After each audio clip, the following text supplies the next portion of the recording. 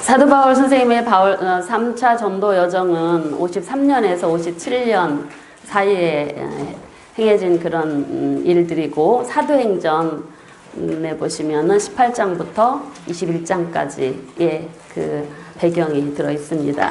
3차 전도 여정은 아마 바울 생애를 통해서 여러분들이 아마 다 살피셨을 텐데, 간단하게 여러분들에게 그 여정을 좀 말씀드리면, 3차 때는 3차 때는 안디옥에서 이 갈라디아 그리고 이 부르기아 지역을 거치시어서 아시아 지역의 에베소 교회로 오십니다. 그래서 에베소 교회에 오셔서 이곳에서 계시는데, 고린도 교회 2차 때 세운 고린도 교회의 문제들에 대한 소식을 이곳에서 들으십니다. 에베소에 있으시면서.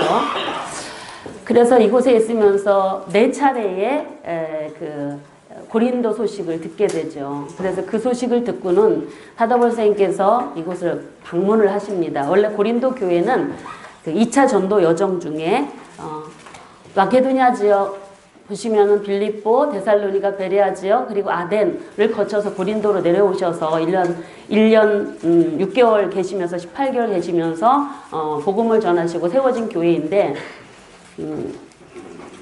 그래서 이 에베소에서 건너가셔서 교회를 방문하십니다. 그래서 방문을 해봤더니 그 문제들이 바로 뭐였냐면,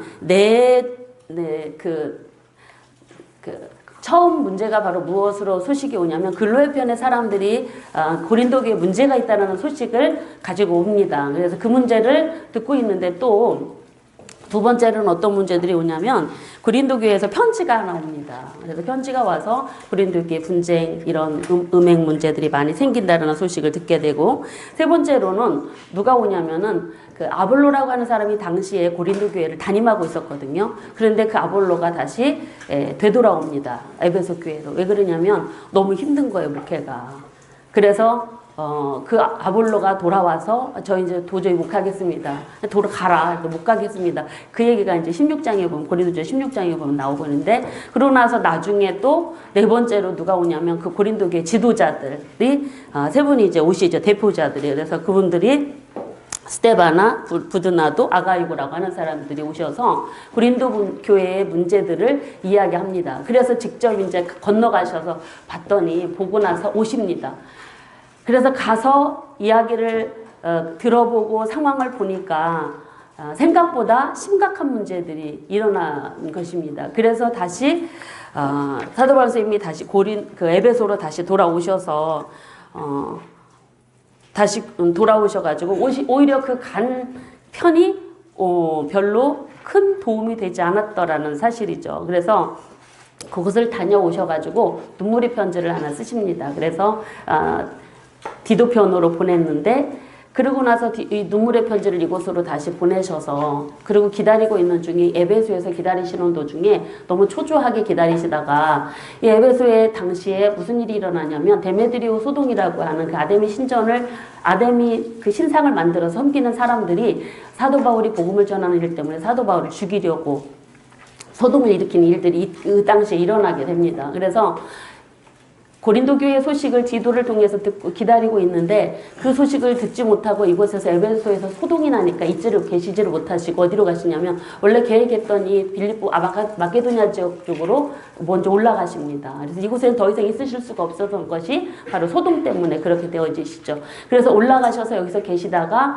디도가 이 눈물의 편지를 가지고 가서 고린도 교회 소식을 기다리고 있던 사도 바울을 이곳에서 만나서, 마케도니아에서 만나서 디도를 통해서 고린도 교회 문제들이 해결됐다라는 소식을 듣고는, 그러고 나서 이곳에서 만나서 그 소식을 듣고 안도를 하시고 나서 무슨 얘기를 이곳에서 뭘 쓰시냐면, 이곳에서 고린도 후서를 기록을 하게 되어지는 일들이 일어납니다. 그래서 고린도 후서는 바로 이 마케도니아 지역에서 쓰시고, 그리고 이 에베소에서 고린도 전서가 기록이 되어지는 모습들, 그러고 나서 이 고린도 후서를 기록한 그런 모습들. 그래서 이 고린도 교회의 서신 왕래들이 사실은 여러분들 그 교재에 보시면은요, 미리 말씀을 좀 드려야 되는데, 그 배경 보시면 이름 밑에 보시면 고린도에 보낸 편지가 첫 번째 편지라고 이야기했는데 고린도 교회에 보내는 편지가 4통의 편지가 있어집니다. 2차 전도 때 고린도 교회를 방문하셔서 교회를 설립하시고 나서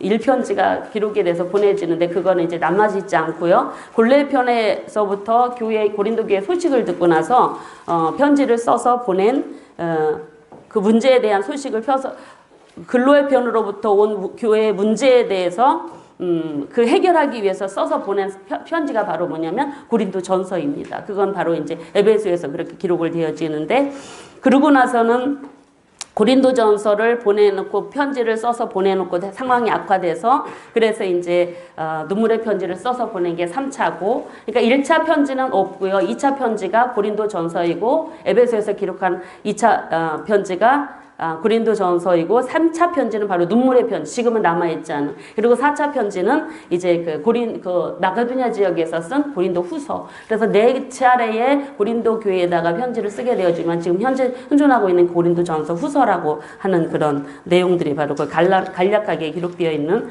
내용이라고 할 수가 있습니다. 그래서 고린도 전후서가 이런 배경 속에서 기록되어졌다라고 볼 수가 있고요.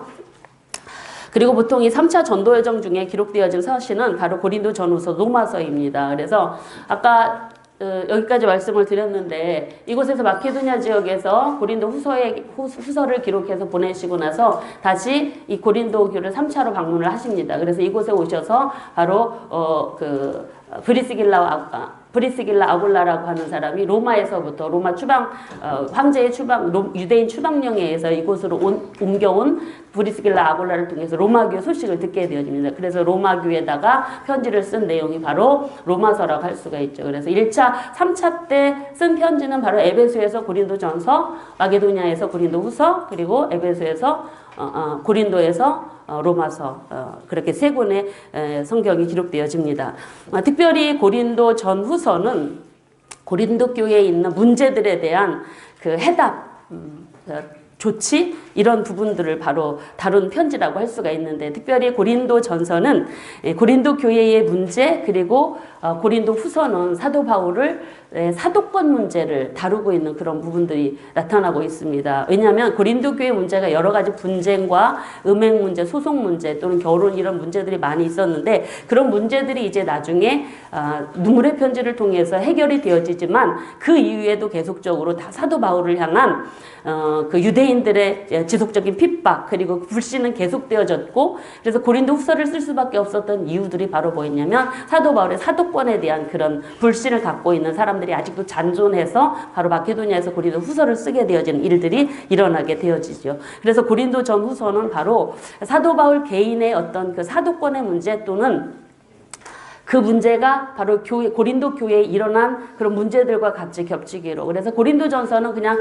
고린도 교회에 일어난 문제에 대한 해답, 그런 대처 방안들 이런 것 내용이라고 할 수가 있고요. 그리고 로마는 아직 사도 바울이 가보시지 않은 곳이지만 아굴라와 브리스길라를 통하여서 로마 교회 소식을 듣고 이미 로마의 교회가 세워져 있다는 소식을 듣고 쓴 서신이 로마서라고 할 수가 있습니다. 그래서 아직 가보지 않은 그곳에 사도들이 가보지 않은 그곳에 그리스도인들이 잔존한다는 이야기를 그리스도인들이 있고 교회가 세워졌다는 이야기를 듣고 그들은 사도들을 통해서 구체적으로 체계적인 복음에 대한 이야기를 듣지 않았기 때문에 그들에게 참된 복음이 무엇인가를 바르게 전하고 구원이 어떻게 이루어지는가에 대한 부분들을 증거하기 위해서 로마서가 기록되어지고요.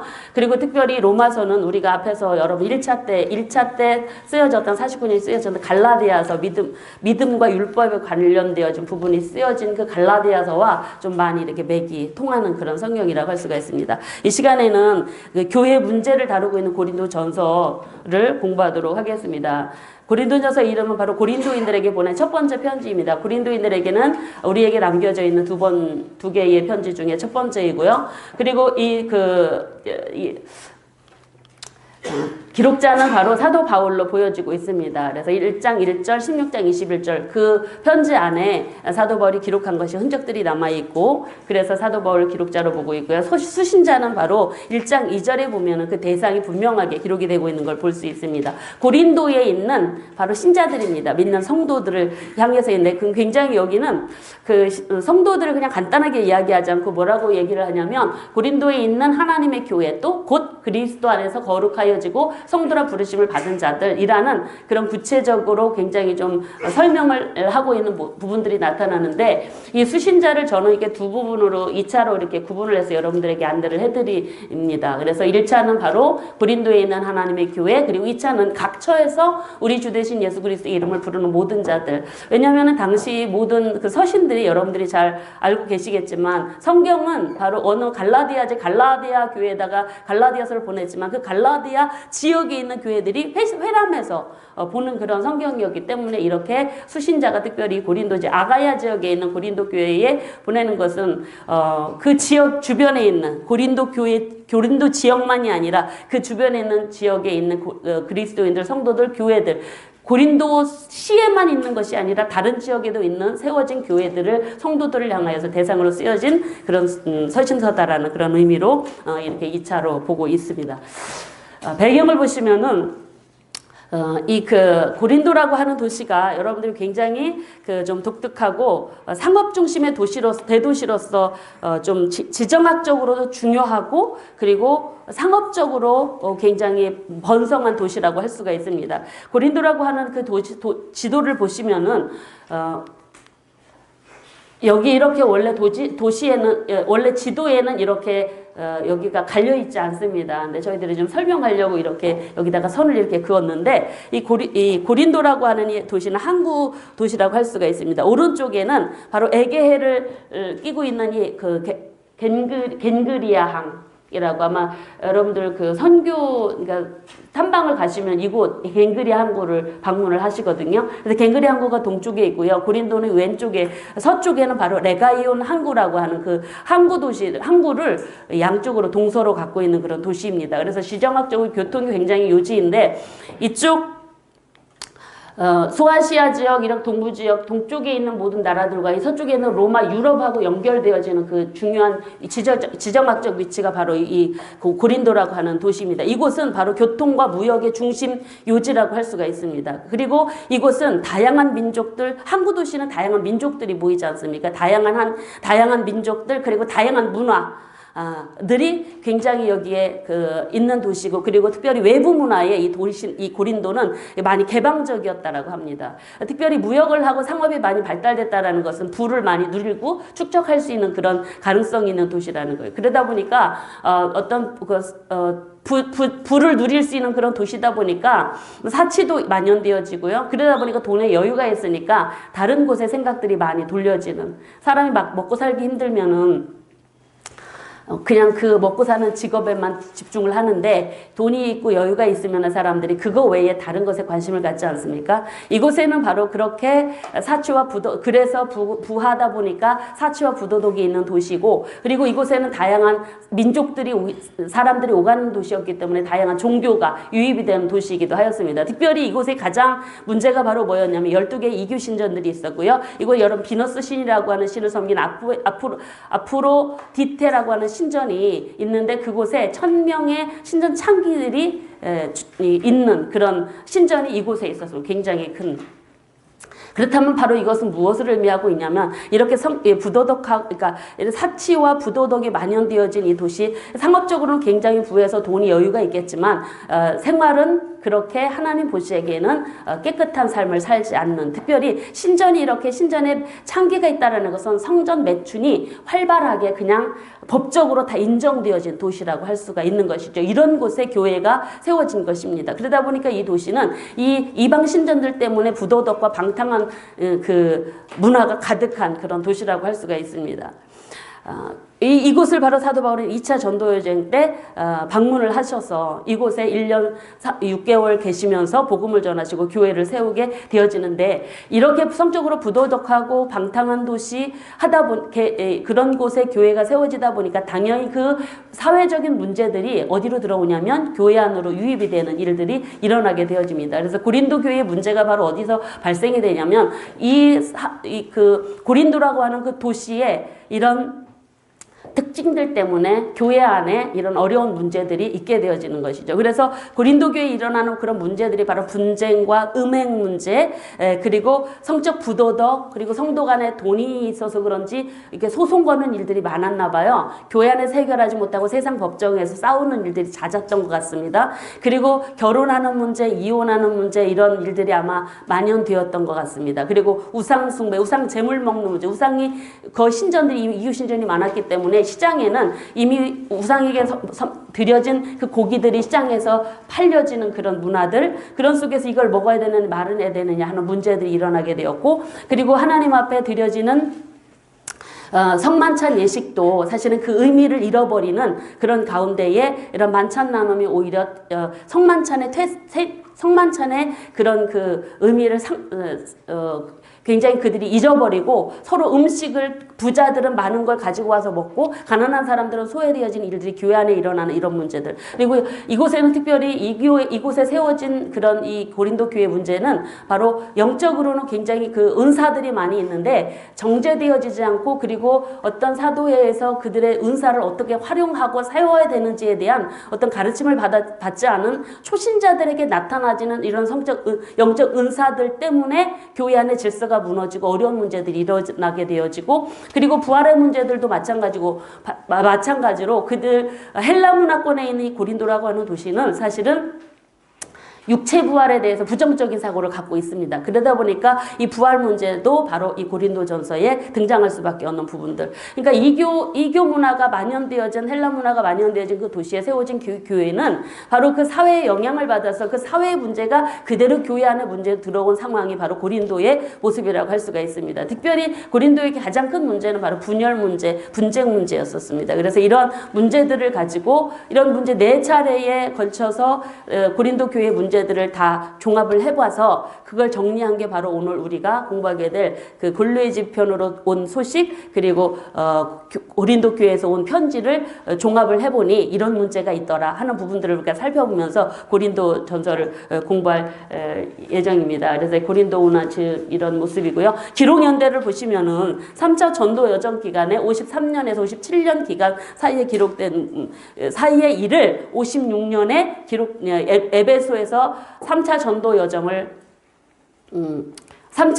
여정을 마무리 지시면서 기록하시는 그런 모습으로 기록되고 있습니다.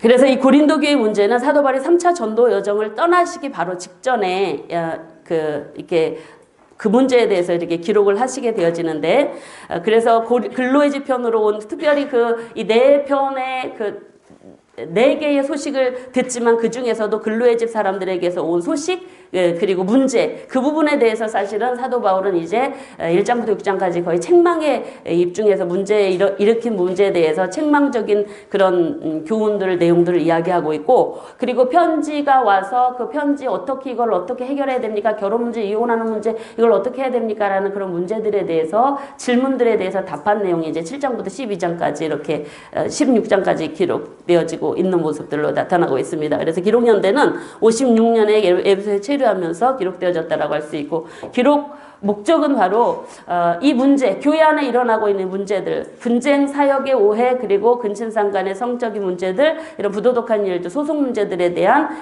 문제를 해결하기 위해서 기록되어졌고, 그리고 두 번째로는 고린도 교회 대표자들로부터 온 그런 문제에 대한 질문한 내용에 대해서 대답하기 위해서 그 부분은 조금 이게 좀 분리가 되지만은 앞에 부분은 거의 고의적으로 행한 죄들입니다. 잘못된 알고도 행한 죄들. 그래서 막 앞부분에 책망을 많이 하고 있고요. 뒤에 부분은 몰라서 묻는 거라서 답변해주는 형식으로 그렇게 기록되는 것을 볼 수가 있습니다.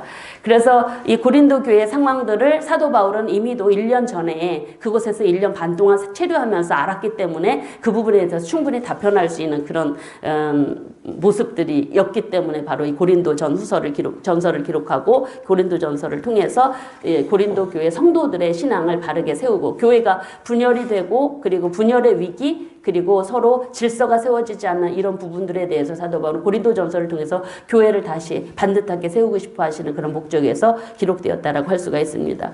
그래서 사도 바울은 하나님께서 은혜 가운데 그가 이방인의 사도로 부름받아서 이방 지역을 다니면서 교회를 세웠지만 그는 우리가 이제 고린도 후서에서 살펴보겠지만 그가 갖고 있었던 마음은 항상 하나님께서 세우신 그 교회들 성도들을 향한 그 애타는 마음, 교회가 무너질까봐 왜냐하면 사도 바울이 3차까지 전도 여정을 하시면서 특별히 1, 2차 때 굉장히 핍박이 심했지 않습니까? 로스트라에서 거의 반 죽을 뻔한 일들이 일어나고 그리고 데살로니가에서는 거의 3주 있다가 쫓겨나다시피 해서 아가야 지역으로 내려온 이유가 그런 이유들 있지 않습니까? 거의 1, 2차 전도 여정을 통해서 사도 바울, 3차도 마찬가지입니다. 에베소에서 소동이 일어나고 사도 바울 죽이자고 소동이 일어나서 결국 마게도냐로 간 일어난 일들이 3차까지 사도 바울의 모든 전도 여정은요, 거의 유대인들 핍박자들에 의해서 방해를 받고 그의 사역이 방해를 받고 하는 과정 중에 교회들이 세워졌기 때문에 사도 바울의 마음을 늘 근심이었었습니다. 왜냐하면 그 방해자들이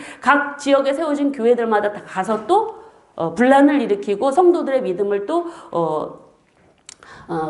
그들이 믿음을 버리게 할까봐. 그래서 갈라디아서부터 쓰게 된 이유가 바로 성경을 쓰게 된 이유가 그렇지 않습니까? 그래서 유대인들과의 어떤 문제들. 근데 특별히 그 다른 지역에 있었던 지역에 세운 그 교회들의 문제들은요.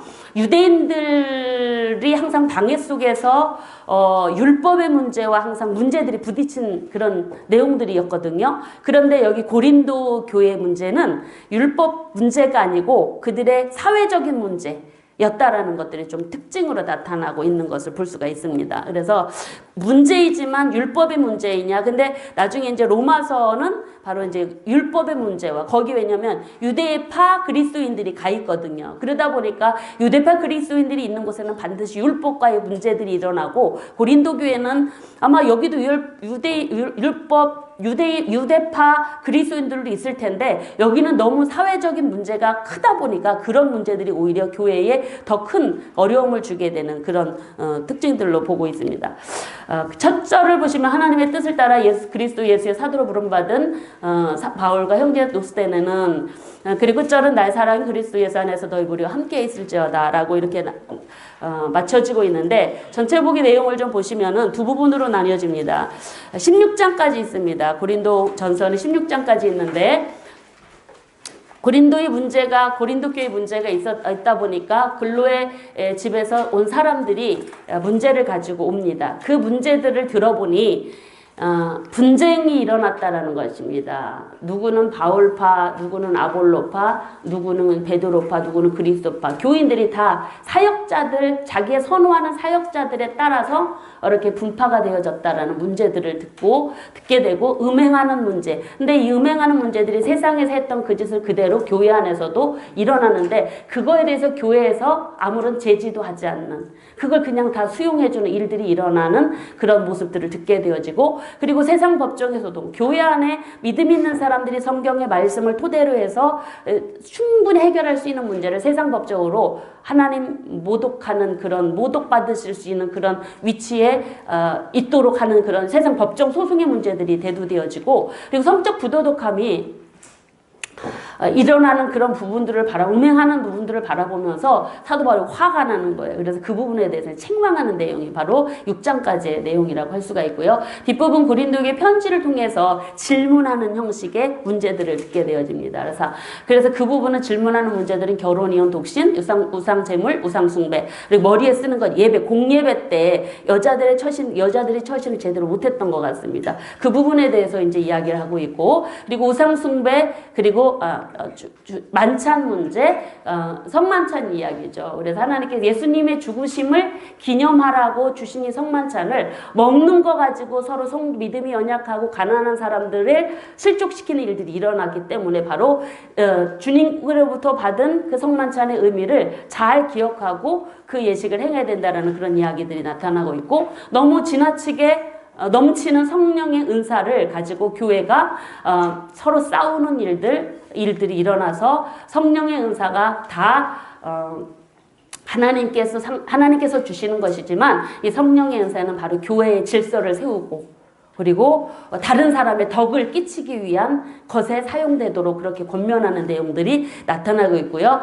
그리고 헬라 문화권에서 육체의 부활을 인정하지 않는 그런 문화권에 살고 있는 그 이방인 그리스도인들에게 부활 문제는 바로 부활은 반드시 있다. 그리고 육체의 부활이 있다라는 사실들 바로 여기서 강조하고 있습니다. 그리고 마지막으로 성도를 위하는 그런 연보, 사도 바울 선생님의 3차 전도 여정길은요, 사실은 1, 2차 때 도르셨던 그 갈라디아 지역, 그 아시아 지역, 그리고 마케도니아 지역, 아가이 지역에 세워진 교회들을 돌아보시고 성도들을 굳게 하기 위해서 출발하시거든요. 그 목적으로. 근데 또 하나 목적이 바로 뭐였냐면 예루살렘 교회가 기근으로 어려움을 당하니까 연보를, 그러니까 구제헌금을 각 그 이방 교회로부터 걷어서 예루살렘 교회로 보내기 위해서 3차 전도 여정이 사실은 진행이 되는 것을 여러분들이 사도행전 18장부터 21장 3차 전도 여정의 그 배경이 되는 여러분 사도행전을 같이 읽어보시면 충분히 여러분들이 그 3차 전도 여정이 왜 시작되어지는지를 아마 이해하실 수 있으실 것 같습니다. 그래서 그때 3차 전도 여정 중에 이제 계획했던 이 그 연보 문제, 그런데 이 그 고린도 전서를 통해서 고린도 교회에도 이제 연보 문제를 연보를 좀 해라. 니네 돈 많지 않냐? 그래서 이제 그 문제를 이제 여기서 언급하고 있는 내용들, 이 부분들이 이제 이 고린도전서의 전체 내용을 요약해서 여러분들에게 말씀을 드리는 수가 있겠습니다. 좀 자세하게 여러분들 내용을 좀 보시면은 먼저 그 일부의 근로의 편 사람들로부터 들은 내용의 책망 분쟁의 내용들을 좀 보면은요, 이 분쟁이 아마도 제일 앞에 나와 있는 걸 보니 분쟁의 문제가 고린도 교회의 굉장히 근간을 흔드는 그런 모습인 것 같습니다. 왜냐하면 이 분쟁이라고, 그러니까 분쟁의 근본이 바로 뭐였냐면 그곳에서 사역했던 사역자들을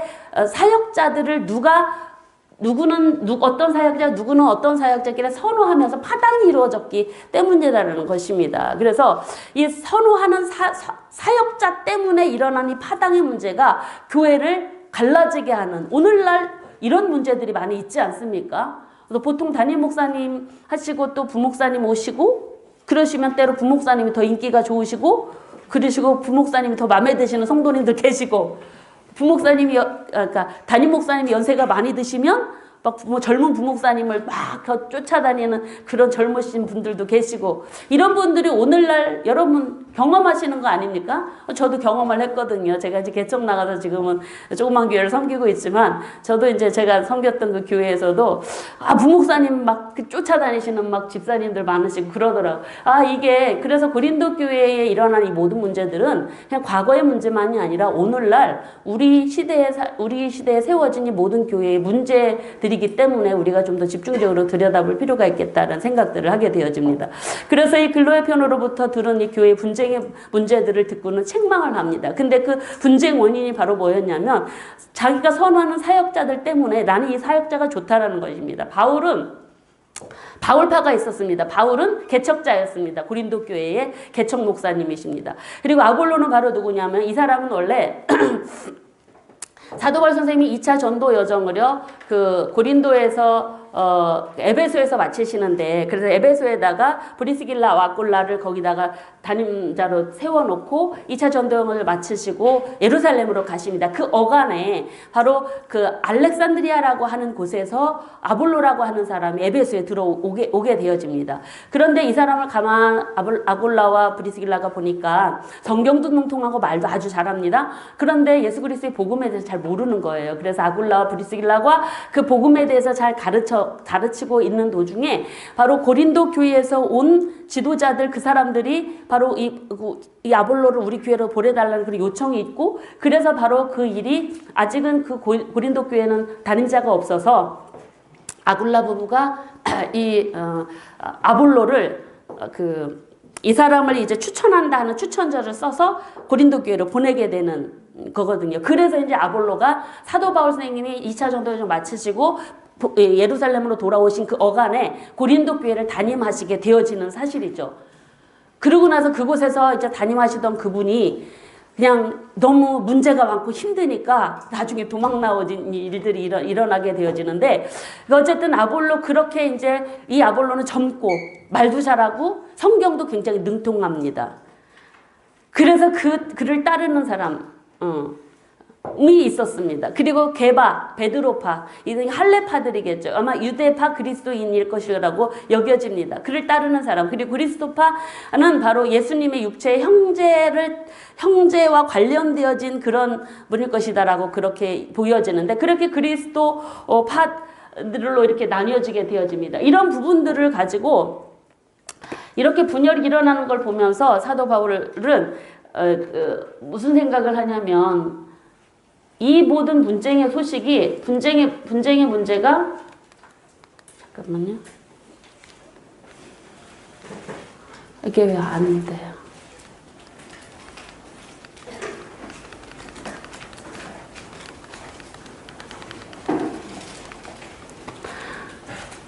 근데 이거하고 지금 달라요.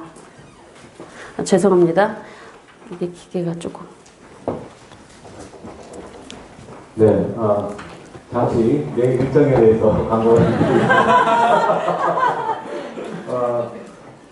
내일 마지막 날이잖아요, 그죠? 마지막 날이어서 좀 할 일이 많습니다.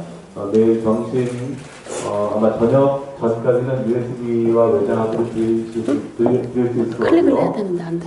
그 다음에 점심 때 식사를 하시고 짐을 챙기셔서 강의실로 짐을 가져오셔서 나머지 일정을 수행하시면 됩니다. 중요한 것은 이제 방에서 나오실 때 방에 있는 쓰레기나 이런 것들 있잖아요. 그런 거 다 잘 치워주시고요. 방장, 네, 두 분 중에 시작 가서 내가 방장 갔다 그러면 방장으로 하시기 바랍니다. 쓰레기 좀 잘 치워주고 또 들어가셨을 때 그 모습 그대로 해주시고 나오시면 됩니다. 네. 혹시 네. 됐습니다. 네. 그래서 이렇게 네 파로 나뉘어진 이 상황을 보면서 사도 바울이 뭐라 그러냐? 야, 내가 그리스도께서 어떻게 나뉘었냐? 야, 내가 너희를 위해서 예수님처럼 내가 죽었냐? 나 쫓지 마라 하면서 이 분파가 얼마나 교회에 악영향을 끼치고 안 좋은 것인지를 지적을 하면서 너희들이 같은 마음을 품고 같은 뜻을 품어서 한 마음을 가지고 온전히 합하는 그랬으면 좋겠다라는 그런 내용들이 바로 이제 1장에 나타나고 있고, 근데 이렇게 분쟁하는 이유들이 있습니다. 이들이 분파하는 이유들이 바로 뭐냐면 이 세 가지로 볼 수가 있는데, 복음의 메시지에 대해서 그들이 오해를 하고 있고, 복음을 전달한 사람 바로 사역자들에 대한 오해가 있었고요. 그리고 바울이 사역에 대해서 잘 못 알고 있었기 때문이다. 왜냐하면 이러한 고린도의 교회의 문제들이 일어나는 걸 보면은 거의 1년 반 계셨잖아요. 그리고 나서 2차 전도 끝나시고 이제 3차 돌아오시면서 거의 한 1년 반, 1년 반 정도, 한 2년, 길으면 2년 어간이거든요. 그 2년밖에 안 된 그런 교회라고 할 수가 있죠. 그러다 보니까 이런 문제들이 일어날 수 있는 가능성이 뭐냐면 초신자들이잖아요. 신앙의 미숙함이 나타나지는. 그래서 아마 그들이 신앙 연륜도 없고 어떤 신앙을 누구한테 배울 수 있는 기회도 없고, 그러다 보니까 신앙에 영적으로 미성숙하다 보니까 이런 문제들, 잘 알지 못하는 문제들이 이렇게 나타난 것으로 보여지고 있습니다. 그래서 복음에 대한 그 문제, 그러니까 복음 메시지에 대한 오해를 그들이 갖고 있었다라는 것입니다. 그것이 바로 뭐냐면 그들은 헬라의 문화권에 있었기 때문에 이 사람들의 자랑거리는 지혜였습니다. 지혜. 그러다 보니까 아볼로가 인기가 많았던 것이 바로 그는 헬라 문화권에서 교육을 받았던 사람이죠. 그러다 보니까 아볼로는 굉장히 인기가 짱인 그런 젊은 사역자로 보여지고, 그리고 사도 바울은 별로 말도 어른하고 볼품도 외모도 볼품도 없고 하는 그런 부분들. 근데 중요한 것은 바로 뭐냐면 그들이 인간적인 세상 지혜를 쫓아 행했던 그런 사고방식 따라 교회에 와서도 복음에 대한 이해를 제대로 하지 못했다라는 것입니다. 예수 그리스도의 십자가의 복음이 그들의 보기에는 미련한 짓처럼 보여진 거예요.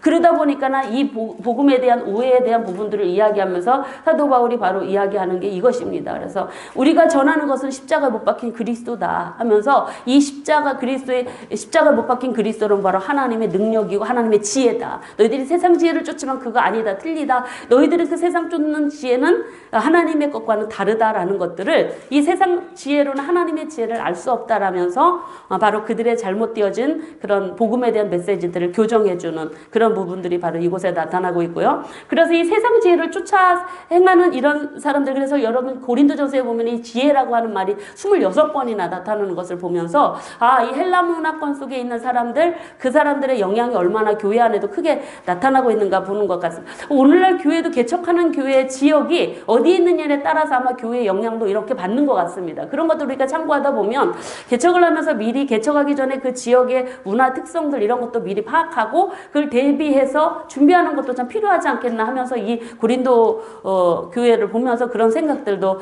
같이 하게 되어집니다. 그리고 이제 복음 전달한 사람에 대한 그런 오해입니다. 그 바로 누구죠? 바울하고 아볼로하고 두 사람이죠. 이 사람들은요, 사역제에 대한 그런 이해를 제대로 하지 못했었습니다. 그러면서, 외모만 보고 행해지는 그런 말을 전하는 사람, 그러니까 설교를 잘하고, 말 잘하고 하는 그런 외모 보여지는 것 가지고 이게 사역자를 판단을 했는데, 뭐라고 그냥 3장 5절로 9절에 보시면은요, 사역자, 사도 바울이 나나 아볼로는 각자 역할 분담이 다르다라는 그런 이야기를 합니다. 그래서, 농사 비유, 또는 건축자의 비유를 통해서 사역자의 그 모습을 이야기하는데, 모든 사역자는 하나님의 일꾼이고 동역자다. 너희는 그 밭이다. 라고 하면서 나는 씨를 뿌린 자고 아볼로는 그 물을 줬다. 그리고 자라나게 하신 분은 하나님이시다. 그러니까 사도 바울 아볼로나 아무것도 아니다. 정말 우리가 존경하고 모시고 우리가 팔을 만들어야 될 분은 오직 하나님 한 분밖에 없다라는 이야기를 이곳에서 바로 이야기를 해주는 것입니다. 그래서 사역자는 동역자다. 제가 개척하면서 깨달은 것이 뭐냐면, 개척하는 그 사역자들마다 하나님이 맡겨주시는 그 양떼들이 다르더라고요. 보니까 우리 교회는 왜 이럴까 이렇게 하잖아요. 근데 하나님께서 그 각자의 성품과 각자의 역량에 따라서 보내주시는 그 양들이, 성도들이 다 다른 것 같아요. 근데 내 교회가 꼭 다른 교회 성도들하고 똑같아야 할 필요는 없는 것 같습니다. 여기에서 비춰보면. 그래서 사도 바울은 전도자였기 때문에 복음을 전하는 사람이었기 때문에 씨를 뿌리는 자였고, 아볼로는 거기에 비해서 이제 오랫동안 그곳에 체류를 하면서 그들을 양육하는 그 사역을 할 수밖에 없는 그런 모습들. 그래서 오늘날 우리들에게도 사역자로서 서로를 판단하거나 평가하거나 이런 것들이 없어야 될 것 같아요. 이런 하나님의 성경의 말씀대로 하면 오늘날 사역자끼리 서로 판단하면 우리도 고린도 교회 성도들처럼 그렇게 우를 범할 수 있는 그런 모습으로 나타나는 것 같은 생각들을 제가 하게 되었습니다. 그러고 나서 세 번째 분파 원인이 바로 뭐로 나타나면 사역에 대한 오해를 하고 있는데, 이들은 신앙에 아직 영적으로 미성숙한 상태였기 때문에요. 서로 어떤 교만한 마음이 들었던 것 같습니다. 그래서 아마도 이들에게 나타나지 않은 영적 은사들, 이런 것들 때문에 더 그렇게 아마 모습으로, 그런 영향들이 나타난 것 같는데, 이 사람들은 아마 세상적으로도 아마 똑똑한 사람들도 교회에 많이 온 것 같습니다. 그래서 세상 지혜들을 자랑하는 그들에게 세상 지혜 자랑하지 말아라 하면서, 뭐라 그러냐, 하나님, 이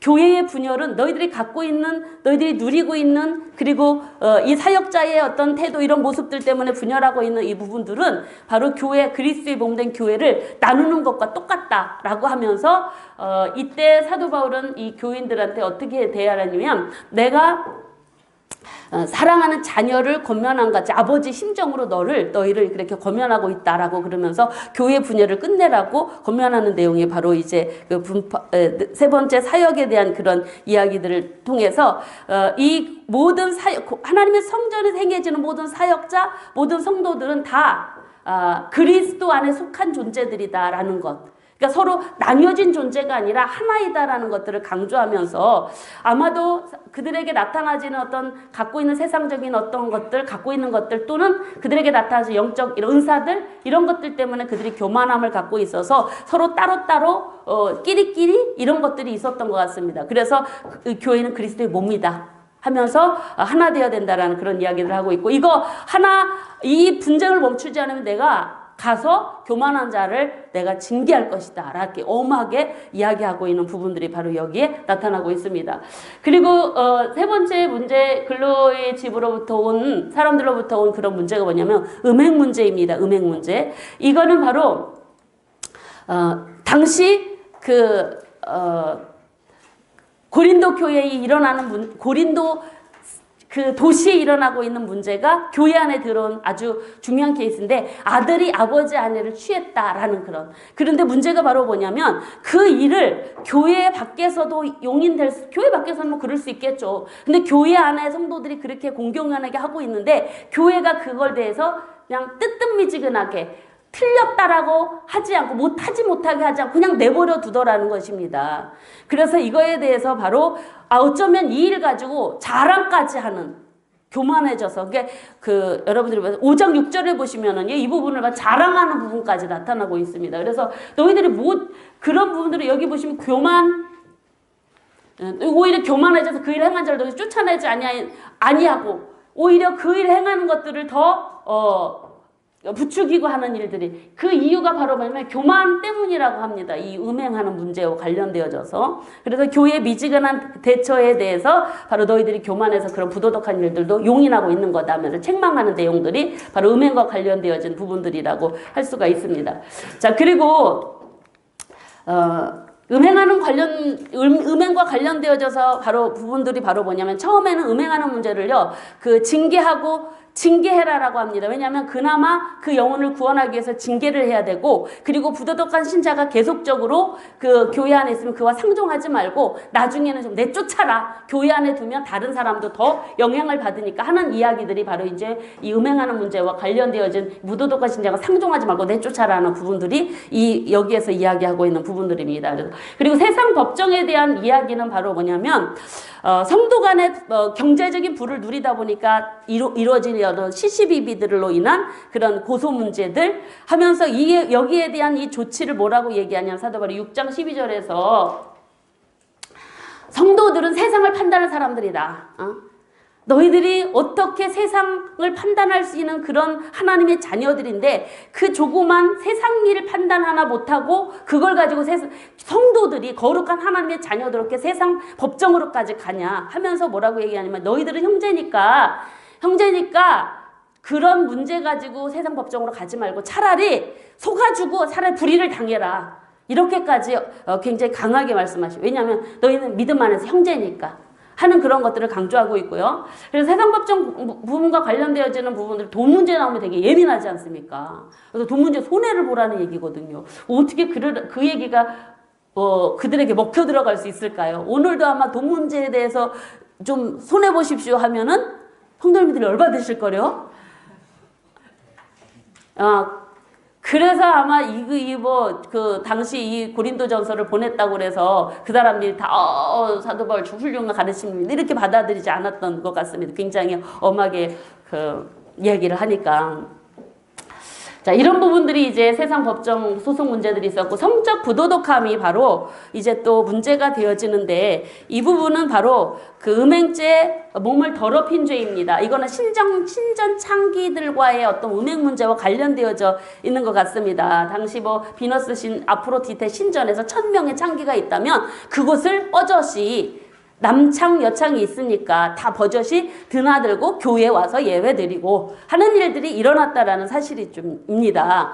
그래서 교회 안에도 이런 부도덕한 세상 문화가 들어와서 성적으로 문란한 문화가 들어와서 교회가 아주 그냥 더럽혀지고 있는 상황.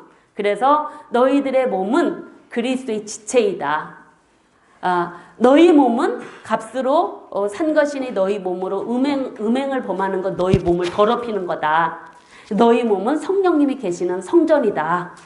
너희 몸은 예수님의 핏값을 주고 산 고귀한 존재이다. 그러니 몸으로 그렇게 몸을 더럽히는 음행죄 짓지 말고 몸으로 하나님께 영광을 돌리는 삶을 살아라 하는 부분이 바로 여기에서 강조하고 있는 내용들이라고 할 수가 있습니다.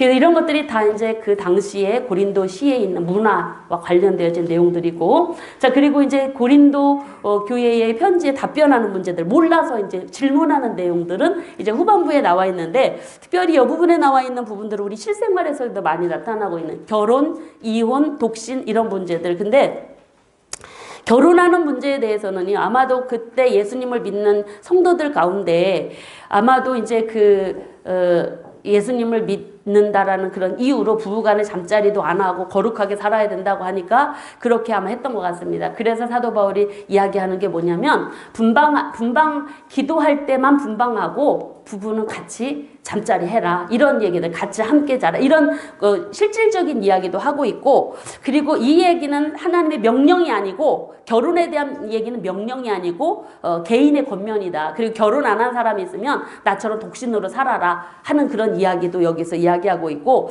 그리고 이혼에 대해서는요, 하나님 명령으로 나타납니다. 명령. 그래서 그 명령으로 나타나는 부분들이 바로 뭐냐면 가르지 말아라. 이혼하면 이혼하는 거 하나님이 원하지 않는다. 그리고 갈라섰으면 그대로 지내든지 남편과 다시 합해라 라는 그런 권면의 내용들이 여기 등장하고 있습니다. 그리고 재혼을 해냐 말하냐 그대로 지내라 라는 그런 권면의 이야기가 있는데, 그런데 그 결론적으로 이야기되어지는 부분들이 바로 뭐냐면은요, 7장 17절 말씀입니다. 주께서 각 사람 나눠주신 대로 사람을 부르신 그대로 행하라 라는 그런 결론적인 그런 내용이 바로 그 결혼, 이혼, 독신과 관련되어진 내용입니다. 하나님께서 우리 각자를 부르신 그대로 바로 살아라. 근데 중요한 게 뭐냐, 우리는 다 그리스도께 속한 존재이다. 그런 부분들, 그리고 우리는 다 그리스도 예수님께 매여 있는 사람들이다. 그러니 그런 것으로 이런 결혼이나 이혼이나 이런 독신 이런 문제들 가지고 너무 골치 아프지 않도록, 그러니까 하나님 앞에 각자 부르신 대로, 아니 결혼을 해야 될 사람은 결혼하고 결혼하지 않을 사람은 그냥 결혼하지 말고, 그러니까 각자 부르신 대로 행하라는 것입니다. 이 부분 가지고 서로 정죄하거나 하는 분열하는 일들 없도록 이렇게 권면하는 내용들 나와 있는 모습들. 그리고 우상 제물과 우상 숭배 문제에 대해서는 당시 시장에 만연되어진 그런 우상 제물을 먹어야 되느냐 말아야 되느냐 하는 부분인데, 이 부분에 대해서는 뭐라고 권면을 하냐면, 우상은 아무것도 아니다. 그러니까 우상에 대리되어진 제물도 아무것도 아니다. 정말 하나님은 한 분밖에 안 계시다. 우리 여호와 하나님 한 분밖에 안 계시니까 그 우상에게 바쳐진 제물, 우상 아무것도 아니니까 그냥 믿음이 있으면 먹어라. 하지만 믿음이 연약한 자들이 있으면 그들이 혹여라도 넘어질까 염려스러우니 먹지 말아라. 믿음이 연약한 자가 있으면. 이런 그 권면의 내용도 우리가 이런 부분들은 너무나도 잘 알고 있는 부분이지 않습니까? 그러면서 하는 말씀이 바로 우상 숭배와 관련되어져서 우상 숭배하는 거에 대해서 너희들도 걸려 넘어질 수 있다. 왜냐? 지금 고린도시가 굉장히 그 우상이 많은 도시잖아요. 그러니까 선줄로 생각하는 넘어질까 조심하라 하는 그런 권면들 말씀하시면서 이 우상 숭배와 관련되어져서 바로 모든 것이 우리에게는 다 가능하다. 할 수 있다 뭐든지. 하지만 그것이 다른 사람에게 덕을 끼치고 다른 사람의 유익이 아니면 하지 말아라. 그런 말씀이 바로 이제 결론적으로 나타나고 있는 것을 볼 수가 있습니다. 그러니까 교회 공동체에 덕이 안 되는 일, 다른 사람에게 덕이 안 되는 하지 말고 오직 무엇을 위해서 하라 그러냐면 하나님의 영광만을 위해서 하라. 라는 그런 부분들을 강조하고 있습니다. 그리고 여러분 여기에서 특별히 우리가 좀 어려운 좀 이해할 수 없는 그런 문제가 나오는 남자와 여자와 남자가 머리를 가리는 문제, 공예배 때 행해지는 그런 부분들 바로 나타나고 있는데, 예배포 착용, 성찬 문제, 영적 은사 문제. 성찬 문제는 뭐 간단한 문제니까 이 예배포 문제를 여러분 좀 말씀을 드리려고 합니다. 머리에 쓰는 것. 특별히 아마 그 당시 사도 바울이 고린도 교회 성도들한테 전해준 어떤 그들만이 지키는 전통들을 아마 그 가르쳐 준 것 같습니다. 그래서 여기 11장 2절에 들어가면서 뭐라고 얘기하냐면, 너희들이 내가 전해준 전통을 잘 지켜서 내가 칭찬한다 하는 얘기부터 시작이 되어집니다. 그런데도 비판하는 것이 바로 여자들이 왜 공예배 때 왜 머리에다 안 쓰냐 하는 부분들을 여기에서 지적을 하고 있습니다. 근데 왜 이때 여자들이 이렇게 머리에다가 당시 이제 머리에다가 이렇게 쓰면서 그렇게 하라고, 아마 왜냐하면 이것이 바로 당시 문화권, 고린도라고 하는 독특한 그런 사회적 문화적 배경 때문에 그러했었습니다. 당시 왜냐하면 신전들이 많았지 않습니까? 창기들이 많이 있었습니다. 이들 중에서도 예수님을 믿고 교회에 들어오는 무리들이 있었고, 그런데 이 사람들이 신전 창기들은요 그 머리를 밀었다고 합니다. 교회 딱 와서 예배드리면 머리가 싹 없으면, 아, 저 사람 뒤에서 보면 창기네? 이렇게 보일 수 있잖아요. 그러니까 교회 공동체가 서로를 너무 막 지적하고 그러면, 아니 그들도 예수님 믿고 구원 받아야 될 사람들인데 그 외모 때문에 그게 또 지적당하면 안 되니까, 그런 문제 때문에 이제 이 머리를 써야 된다, 그러니까 머리를 쓰도록 하는 그런 문화들이 당시에 있었다라고 합니다. 그리고 또 소아시아에는 오히려, 소아시아에서는요 이 그 창기들에게, 그러니까 여자들이 그 머리를 이제 따 올리거나 염색하는 그런, 그래서 머리에다 막 수건을 쓰는 일, 그러니까 각 지역마다 이런 문화들이 있었습니다. 머리를 가리거나 하는 부분들. 그러니까 특별히 이런 그 문화적인 부분. 그리고 당시 무슨 문제가 있냐면 교회 안에 막 성령 충만, 은사가 넘으니까 성령 충만한 여자들이 아마 날뛰었던 것 같습니다. 그러니까 남자 사역자들이 하는, 특히 그 아볼로가 있고 그런 젊은 사역자가 있는데 이 목사님들을 그냥 당황시키는, 목사님 말도 안 듣는 거예요. 그렇지 않습니까? 목사님 은사 안 나타나고 자기네 은사 있으면 막 목사님 무시하고 막 자기네끼리 가서 기도해주고, 하지마! 그래도 막 뒤에 가서 막 기도해주고 하지 않습니까? 오늘 교회 여러분 안 보십니까? 저 다 경험을 했거든요. 그래서 제발 좀 하지 말라고, 목사님 하지 말라고는 하지 말라고 얘기를 하면 뒤에 가가지고 그냥 하더라고요. 이런 문제들이 당시에도 아마 있었던 것 같습니다. 너무 이렇게 드러나니까 교회의 질서상 아마 이런 머리에다 뭘 쓰도록 이렇게. 그리고 공적 모임에 당신의 얼굴을 베일로 가리는 그런, 이게 바로 여자들에게 있어서 정숙함, 예의 바른, 품위 있는 처신의 하나의 상징적인 모습이라고 그렇게 당시에는 그랬다고 합니다. 근데 이게 이제 나중에는 이제 남성 우월주의, 그래 이런 부분들이 이제 어떻게 나타나냐면, 당시 교회 성도들이 어떻게 얘기했냐면, 아, 이게 사회적인 관습이지만 내가 이 교회까지 와서 이거 수건을 쓰고 이 관습에 내가 매여 살아야 되냐 하면서 예수 그리스도 안에서 주신 자유를 그냥 그렇게 방종처럼 교회 질서도 무시하고 행했다라는 것입니다. 그래서 교회 질서상 사도 바울이 전해준 전통대로 여성 성도들은 교회 와서 머리를 이렇게 써라라고 했는데, 그 관습을 지키면 여성 성도들이 어떻게 생각했냐면, 아마 성령 충만한 여성들이었던 것 같습니다. 내가 속박당하기 싫어서 그러니까 거기에 대한 속박당함이 싫어서 지키지 않는 그런 거에 대해서 그들이 어쩌면 그 머리에다 쓰는 것을 남자의 권위 아래 있는 것처럼 느껴져서 그걸 안 했던 사람들이 있다라고 합니다. 그래서 이게 그걸 쓰라는 그런 이야기들이 있는데, 그러면 사도 바울이 이 얘기를 왜 했느냐? 남성 우월주의를 얘기하려고 여자들은 비하를 시키려고 한 것이냐? 그게 아니고 당시 하나님께서 교회 공동체, 그러니까 사도 바울이 교회 공동체를 지금 분열되는 교회 공동체를 세워야 했기 때문에 교회 질서를 무엇보다도 바르게 세우는 것도 하나의 중요한 일이었었습니다. 그러다 보니까 성도들이 담임 목사 얘기를 안 듣고, 목사님 얘기 안 듣고 자기 마음대로 하면 이게 도대체가 교회가 질서상 세워지지 않지 않습니까? 그래서 하나님의 창조 질서 아래서 하나님께서 세우신 것이 뭐냐면, 창조 질서 아래서 여성에 대한 남성의 권위를 인정해야 된다라고 가르치고 있는 것입니다. 이거가 꼭 남성 우월주의를 이야기하는 것이 아니고, 남성과 여성은 사실은 지배하는 가정에서도 남성이 여자의 머리로 하나님이 이미 창조 질서에 세우셨다. 그거를 인정하라는 것입니다. 그러나 또 거기에 또 덧붙여서 말씀하는 게 뭐냐면, 남성과 여성 모두는 다 하나님의 속한 존재이다.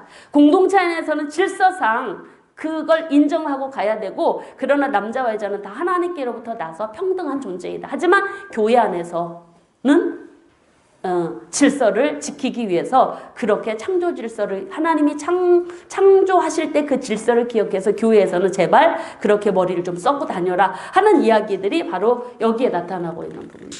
그래서 여러분들 아마 이 부분들은 지금과는 상관이 없지 않습니까? 그래서 지금과는 상관이 없는데 당시 이런 문제들이 이런 문화적인 사회문화적인 문제가 관련되어져서 이런 얘기들이 여기서 등장하고 있었다. 성만찬 이야기는 아까 말씀드렸기 때문에 성만찬의 의미는 여러분 뭐예요? 예수님 죽으심을 기념하는 것이지 않습니까? 근데 이들은 바로 가난한 사람과 부자가 구별되어져서 서로 가난한 사람들이 집에서 가져와서 먹을 것이 없으니까 그것 때문에 소외되어지고 하면서 그들에게 뭐라고 하냐면 이 성만찬은 주의 만찬은 이런 거다라고 바른 자세를 가르치고 있는 것입니다. 경건하게 지키고 주님의 죽으심을 기리는 그런 예식이니까 너희들이 좀 더 정숙하게 경건하게 지키도록 하여라 라는 얘기들. 그리고 여기 나타나고 있는 성령의 은사들의 부분은 성령의 은사는 바로 하나님께 그 성령 하나님께 기원을 준다. 은사는 다 교회 공적 질서를 위해서 교회의 덕을 위해서 사용되어진다라고 그렇게 여기 사용 원칙을 이야기하고 있고요. 그리고 이 고린도 교회는 이 은사 체험 때문에 이기심의 분쟁들이 일어났습니다. 그래서 무슨 얘기까지 합니까? 야 예언하는 사람들 많지 내 얘기만 들으라고 하지 말고 차례대로 해라. 예언한 사람 있으면 예언하고 또 그 다음 하고 서로를 인정하면서 질서를 세워라라는 그런 이야기들이 바로 이 은사와 관련된 12장 내용이고요. 그러면서 그 모든 은사 중에 가장 좋은 은사가 바로 뭐라고 말씀합니까? 13장에서 사랑의 은사이다 라는 이야기들 여기서 하고 있고, 그리고 마지막에 부활의 부분은 죽은 자의 부활, 육체의 부활이 없다라고 부인하는 사람들이 있었습니다. 육체적 부활. 여러분 부활이 영혼만 부활하지 않습니다. 육체의 부활이 있습니다. 그걸 여기서 이야기하고 있는 육체의 부활을 부인하는 기독교인이 아닙니다. 그 부분을 여기에서 이제 이야기를 하면서 어떤 사람들은 죽은 자 가운데 부활이 없다고 하는데 반드시 육체적 부활이 있다라는 것들 강조를 하고 있으면서 부활은 확실하니까 뭐라 그러냐면 죄짓지 말고 깨어서 항상 의를 행하면서 지내라 라는 부분들 이야기하고 있고요. 그리고 무엇보다도 어떤 유혹에도 흔들리지 말아라. 흔들리지 말고 주의 일에 더욱 힘쓰면서 신앙을 잘 지키는, 믿음을 잘 지키는 사람들이 되어라 하면서 연보 문제를 이제 마지막으로 언급하고 있는 부분들. 이것은 바로 갈라디아 교회, 빌립보 교회가 굉장히 그 대표적인 연보에 있어서 최고의 모범된 교회인데 그들처럼 너희들도 좀 함께 동참을 좀 해줘라 라는 부분들이 이제 연보와 관련되어진 문제들. 를 이야기하고 있습니다. 그래서 너희들도 예루살렘 교회를 돕는 일에 같이 하되 연보하는데 이렇게 원칙을 이야기를 합니다. 그 원칙이 바로 뭐라고 얘기하냐면 갈라디아 교회에 명한 것처럼 바로 뭐라고 얘기하냐면 성도들이 모든 성도가 함께 했으면 좋겠다. 같이. 그리고 정기적으로 매주일 첫날에 해라. 그리고 또 수입에 따라서 행하고 긍정을 하지 말고 미리 준비해라 라는 그런 원칙을 세워주는 모델. 그리고 그러나 그 모든 일들을 다 어떻게 하라냐, 사랑 안에서 행하라. 그 모든 거를 그렇게 마무리 짓고 있습니다. 고린도전서 문제는 이것으로 마치고 고린도 후서로 들어가도록 하겠습니다. 고린도 후서 부분을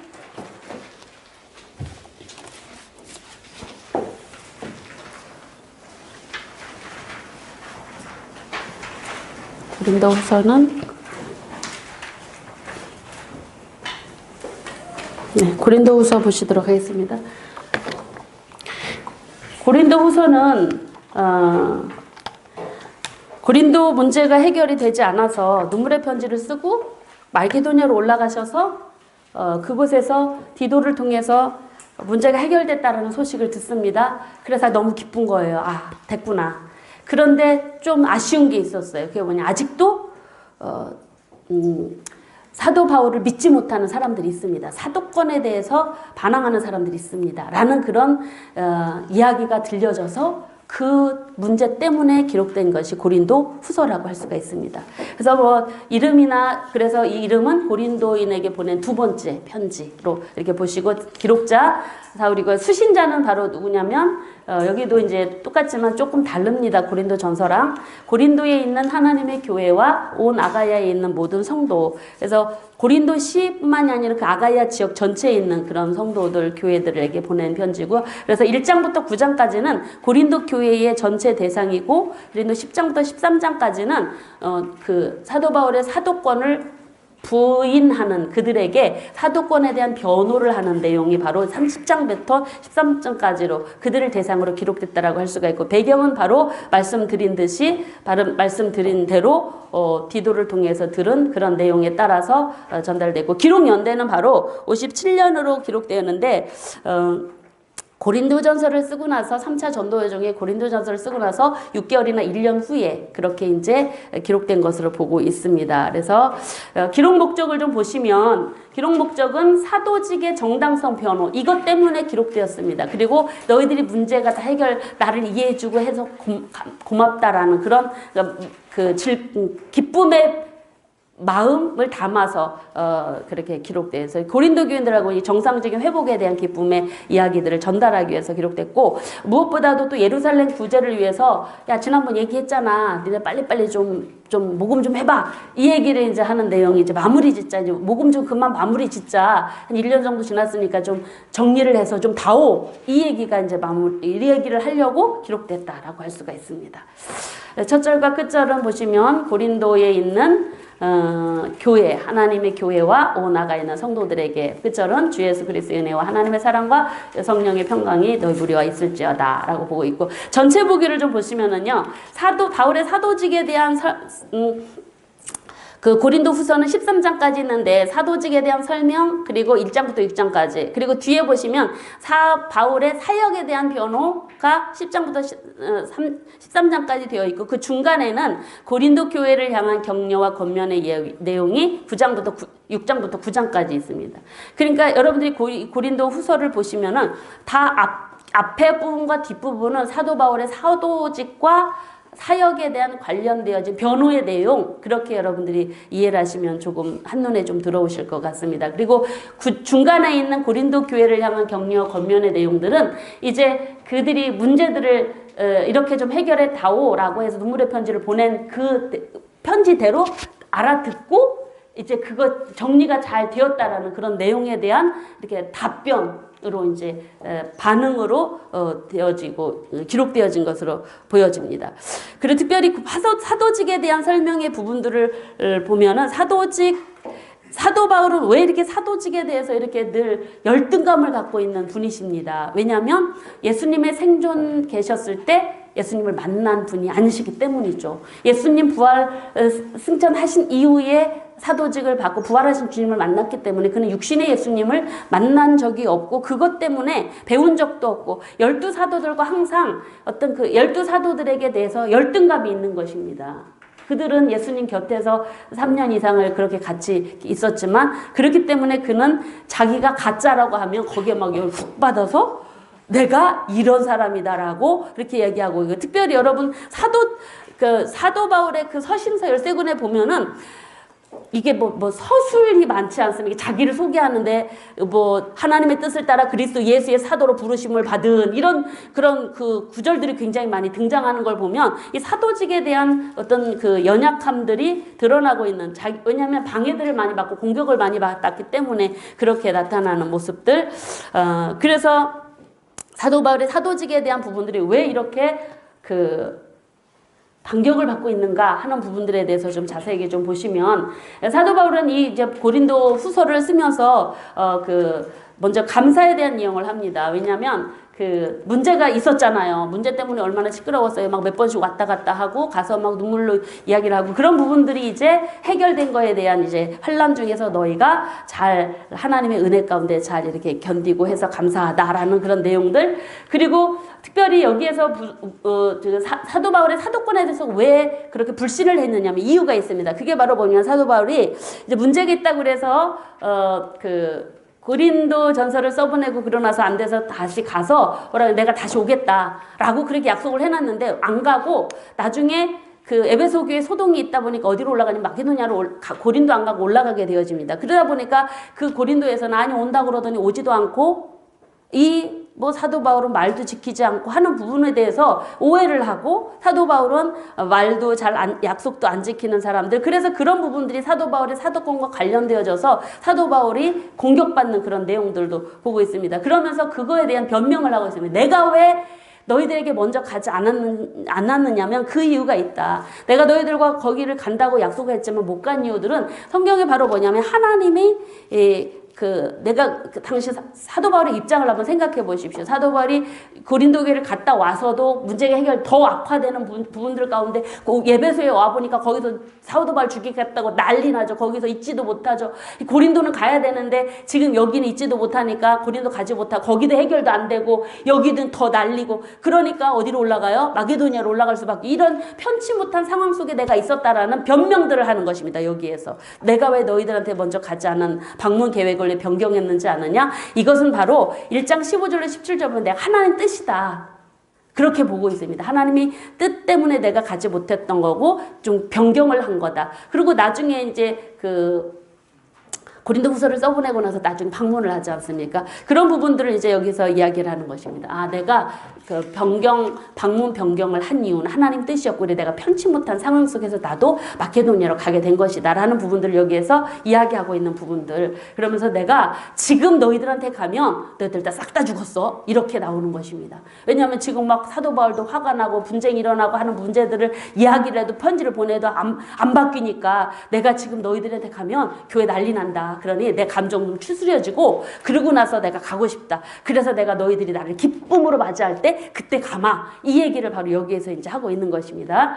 자, 그리고 이제 두 번째로 새 언약의 일꾼된 바울은 자신의 이제 사도권에 대한 그런 이야기들을, 사도직에 대한 변호를 하고 있는데, 당시 사도 바울은요, 예수님의 사도 제자도 그러니까 12사도 중에 속하지 않았습니다. 그러다 보니까 사람들이 어떻게 했냐면, 이 사람은 뭐 공적 추천서도 없고 사도라는 증명도 없어요. 그러다 보니까 이 사람은 가짜다라고 그렇게 사람들이 몰아댔던 것입니다. 왜냐하면 당시에는요, 12사도 외에는 이 그리스도의 일꾼이다라는 그 증거로 공적 추천서가 있었습니다. 거짓 사도들이 너무나 난무했던 시대였기 때문에. 그래서 사도 바울은 그런 공적 추천서도 갖고 오지 않아서 조심하다 다니면서 복음을 전하고 거의 소동을 일으키는 그런 인물로 보게 되고, 그러다 보니까는 사도 바울의 사도권에 대한 그런 의심들을 많이 하게 되는 부분들. 그러다 보니까는 사도 바울이 자기의 사도직에 대한 변호를 하게 되는데, 사도 바울은요, 자기 개인적인 안위를 위해서 사도 바울이 변호를 한 것이 아니라,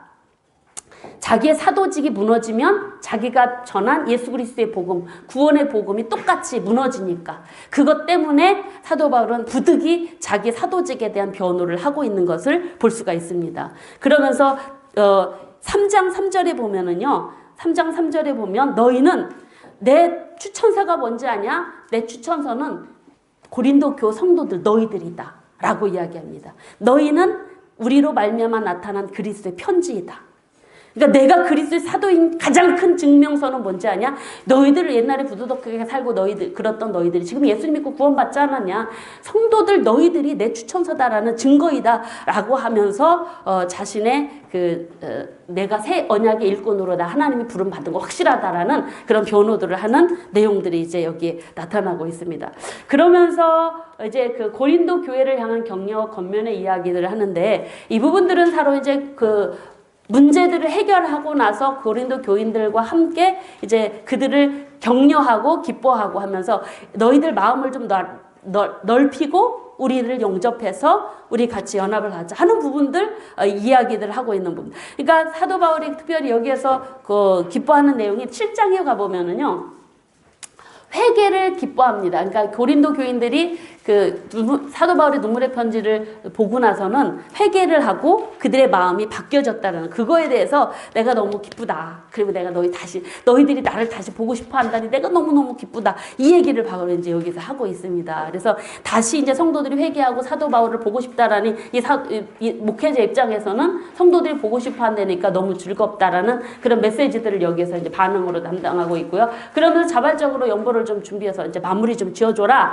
하는 내용이 이제 이게 8장 9장에 이제 나오고 있습니다. 그래서 마지막 여러분 좀 집중적으로 살펴볼 내용이 바로 뭐냐면 바울의 사역에 대한 변호입니다.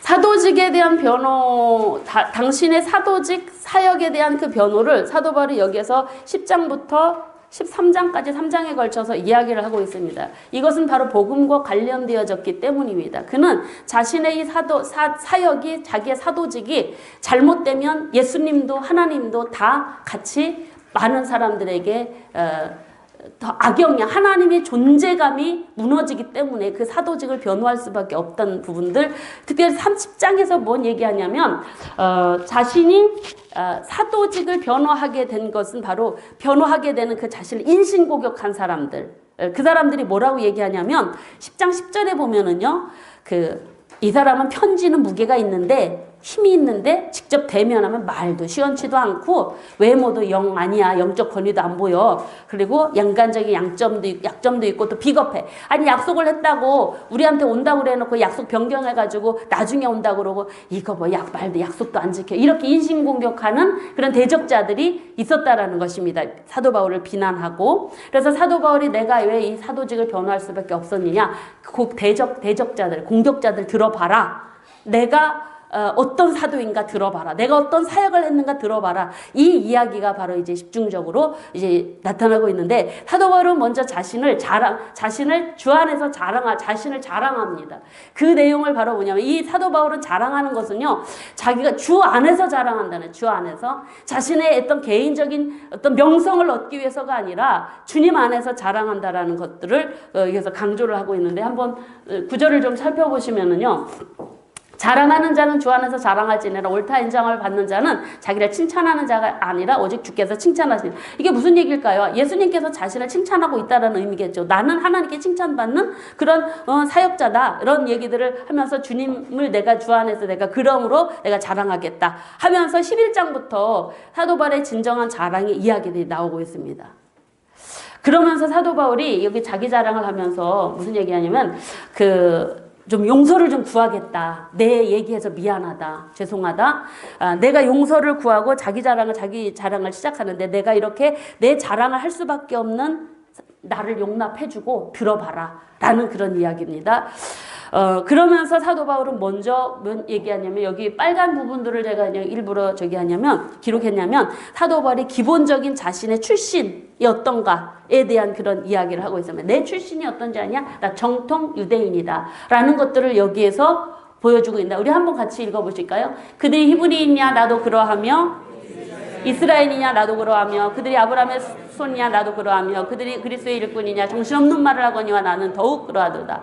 내가 수고를 넘치도록 하고 옥에 갇히기도 더 많이 하고 매도 수없이 맞고 여러 번 죽을 뻔하였고, 유대인에게 40에서 가만매를 5번이나 맞았으며 3번 세장으로 맞고 1번 돌로 맞고 3번 파손하고 일주일을 깊은 바다에서 지냈으며 여러 번 여행해서 강의 위험과 강도의 위험과 동족의 위험과 이방인의 위험과 신의 위험과 광야의 위험과 바다의 위험, 거짓 형제 중에 위험을 당하고 또 수고하며 애쓰고 여러 번 자지 못하고 줄이며 목마르고 여러 번 굶고 춥고 헐벗었노라. 이외의 일은 고사하고 아직도 날마다 내 속에 눌리는 일이 있으니 곧 모든 교회를 위하여 염려하는 것이라. 누가 약하면 내가 약하지 아니하며 누가 실족하게 되면 내가 애타하지 아니하더냐. 내가 부득불 자랑할진대 내가 약한 것을 자랑하리라. 사도 바울이 자신이 사역을 3차까지 하면서 수고한 고난당한 이야기를 자랑합니다. 자기 출신을 먼저 이야기하면서 이 힘들고 어려운 사역 이야기가 3차 전도연까지의 내용을 이야기하며, 그런데 내가 그걸 너희들한테 우월감에서 이야기하는 게 아니고 내 진심은 바로 어디에 있냐, 이걸 얘기하고 싶어서입니다. 날마다 그 일이 나를 힘들게 하는 게 아니라, 내가 당했던 그 복음을 전하면서 당한 그 고난이 나를 힘들게 하는 게 아니라, 내가 정말 진짜 사도인 증거가 바로 여기에 있다. 항상 내 마음을 누르고 있는 것은 뭐냐면 교회를 염려하는 거다. 성도들을 염려하는 거다.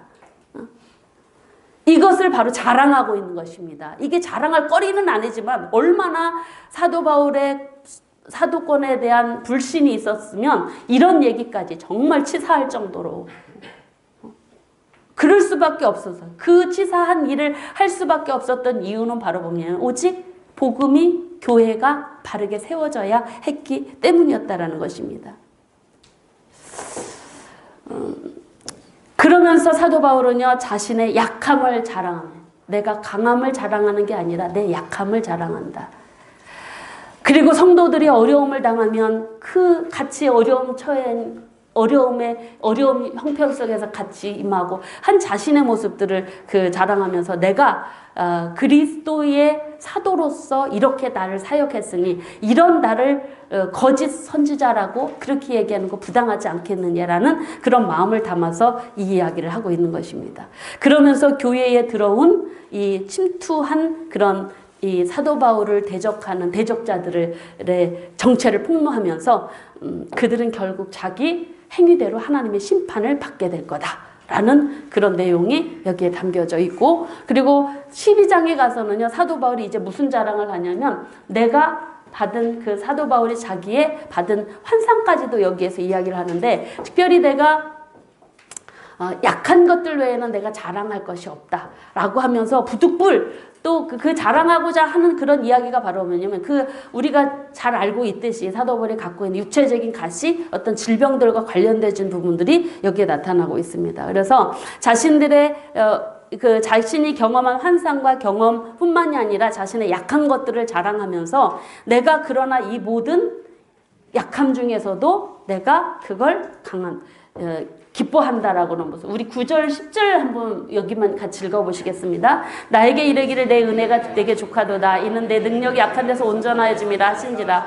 그러므로 도리어 크게 기뻐함으로 나의 여러 약한 것들에 대하여 자랑하니 이는 그리스도의 능력이 내게 머물게 하려 함이라. 그러므로 내가 그리스도를 위하여 약한 것들과 능력과 궁핍과 박해와 곤고를 기뻐하노니 이는 내가 약한 그때의 강함이니라. 사도 바울은 왜 이렇게 자신의 약함을 강조를 하고 이렇게 증거를 하냐면 경험이거든요. 내가 가장 약할 때 주님을 더 의지할 수 있고 하나님의 능력이 내 약할 때에 더 폭발적으로 역사하시고 증거되는 것들을 그가 경험을 했기 때문에 내가 오히려 나 약함을 자랑하고 나는 오히려 이걸 기뻐한다. 내가 약할 때 하나님이 강함을 주시는 비결을 나는 배웠다. 라고 하는 그런 고백들을 통해서 사도 바울은 자신이 약함을 자랑하고 있는 부분들. 그러니까 그리고 그가 경험했던 이 주의 그 환상과 계시에 대한 부분들은요, 제가 이제 올리지 않은 이유들은 부득불 내가 이것까지 내가 3층까지 다녀왔다 하는 이야기들, 그런 부분들을 이제 여기에서 강조를 하고 있는 내용들입니다. 그래서 사도 바울은 영적으로 하나님을 높이 만나고, 하지만 그는 자랑거리가 바로 오히려 하나님의 능력과 역사하심이 나타나지는 그런 연약함, 자신의 부족함, 이것을 우리 자랑거리로 삼았던 모습들을 바라보면 사역자로서 우리들의 삶의 모습이 과연 어떤 것이어야 하는가를 다시 한번 생각하게 하는 그런 부분이 아닌가 싶습니다. 그리고 마지막으로 고린도 방문에 대한 준비를 하는데, 이 고린도에 대한 방문에 대한 그 내용은 왜 방문에 대한 이야기를 하냐면 이제 마게도니아에서 고린도 내려오시거든요. 그래서 그 내려오신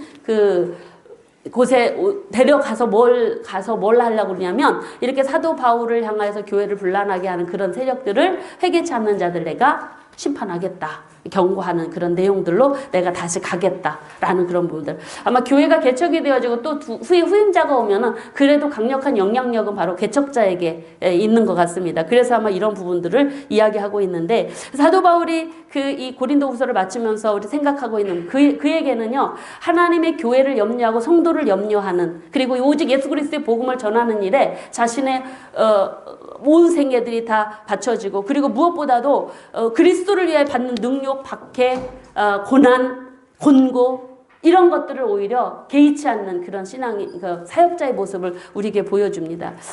약함을 자랑할 수밖에 없는 그의 사역의 모습, 그리고 궁핍과 능력과 그 모든 고난, 죽음까지도 각오하고 주의 복음을 위해서 그 선교의 열정을, 복음의 열정을 불태웠던 그 사도 바울의 열정이 우리 모두에게도 있어지기를 소망하며 고린도후서를 이것으로 마치고 로마서로 가겠습니다.